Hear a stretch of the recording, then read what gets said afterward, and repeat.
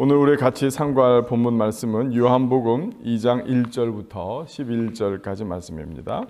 요한복음 2장 1절부터 11절까지 저희 교회에서 사용하고 있는 세계를 품는 경건의 시간 글로벌 타임 GT를 이용해서 그 진도에 맞춰 진행하고 있습니다.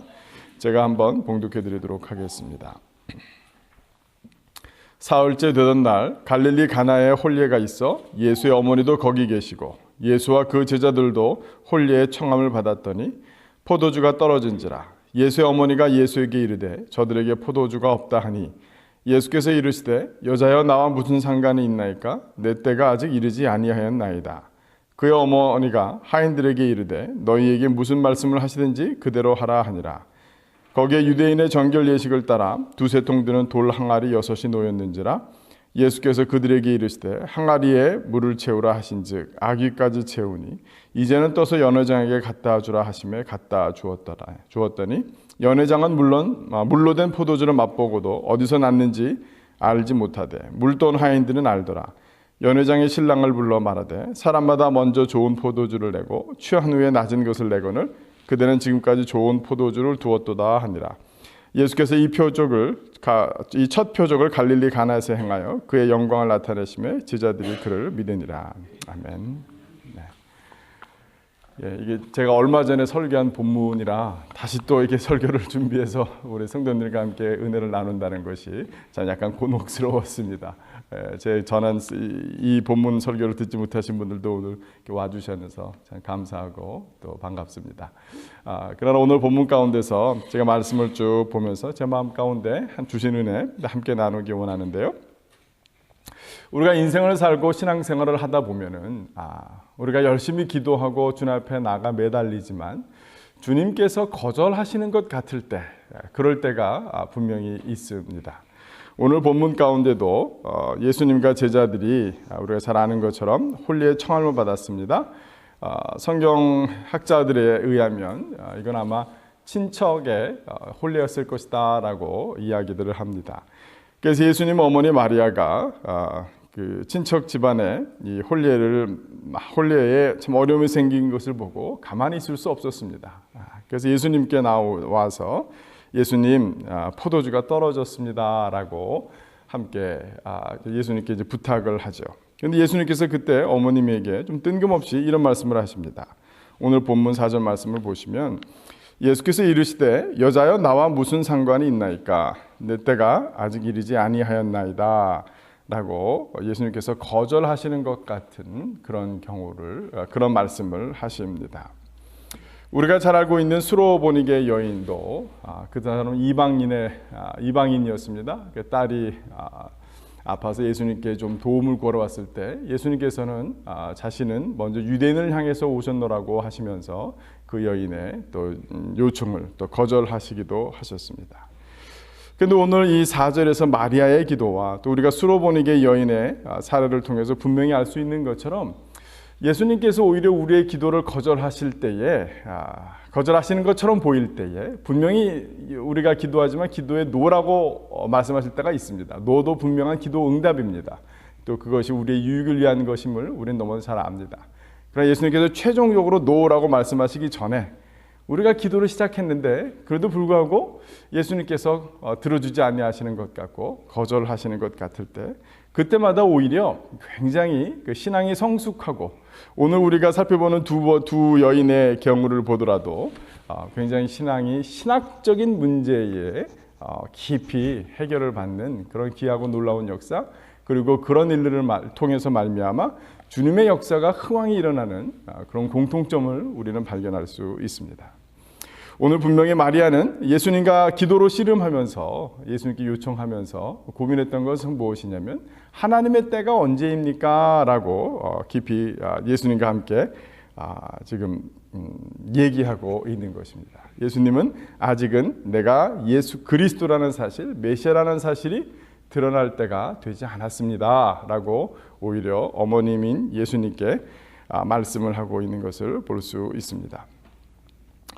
그런데 예수님께서 마리아는 어떻게 응답합니까? 오히려 예수님과 논쟁을 벌이기보다는 오히려 예수님의 선하심 예수님이 잔치를 망치게 하시는 분이 아니시다. 예수님은 사람들의 기쁨과 즐거움을 앗아가시는 분이 아니시다.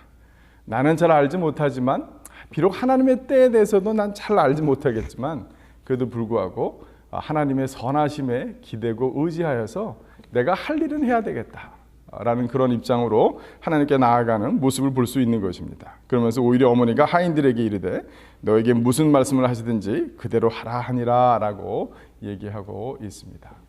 수로보네게 여인도 이방 선교의 기초석을 놓은 신약성경에 빼놓을 수 없는 그런 놀라운 신학적인 발전을 이루지요. 그 여인이 뭐라고 얘기합니까?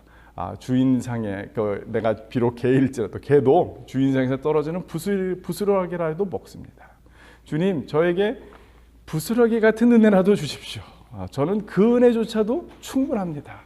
그런 고백으로 하나님께 예수님께 나아갔을 때 그 자신의 딸이 기도가 고침받고 기도가 응답되는 기이하고 놀라운 역사가 일어났던 것입니다. 오늘 본문 가운데도 결과를 보니까요.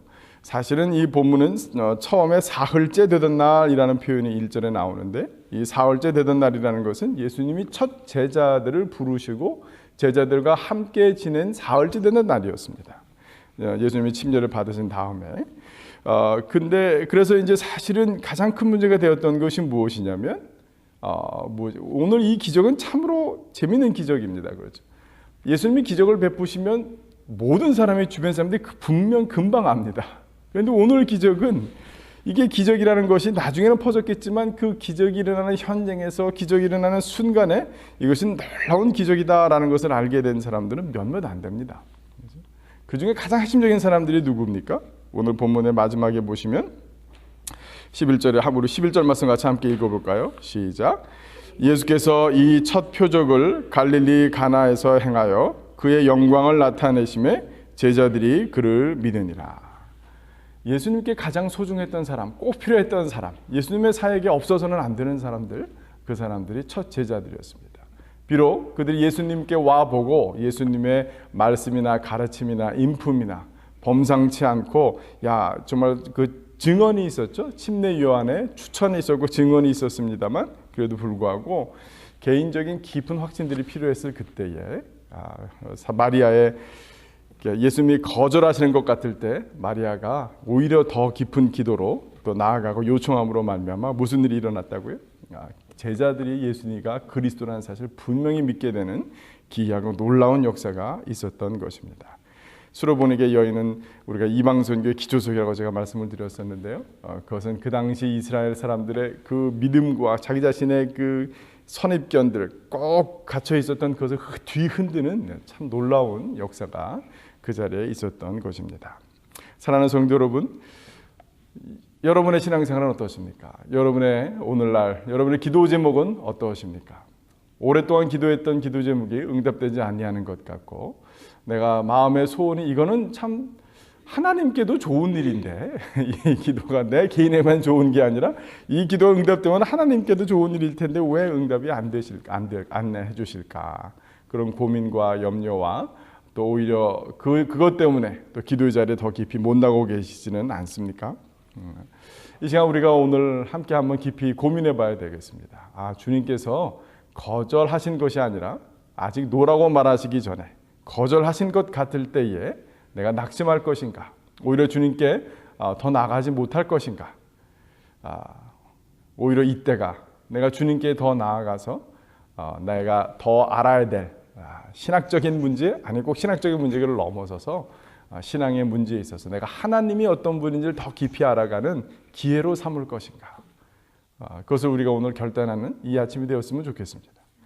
그리고 우리가 더 깊이 주님께 나아가 주님께서 아직 응답하지 아니하시는 것, 거절하시는 것 같습니다. 저는 그 이유를 잘 알지 못하겠습니다. 그러나 주님 이때가 때가 지금이 아닌가요? 주님 정말 상해에서 떨어지는 부스러기 같은 은혜, 주님 그 은혜라도 저에게 주시면 안 되겠습니까?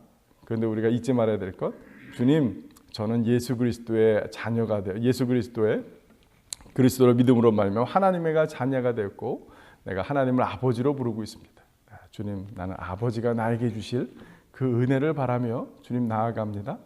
은혜 위에 은혜를 더해 주십시오. 주님 이 기도 제목으로 나 개인에게만 유익이 넘치는 것이 아니라 이 기도 제목을 통해서 예수가 그리스도라는 사실이 증거되어지는 그 역사, 그 간증, 그 기적 일으켜 주십시오.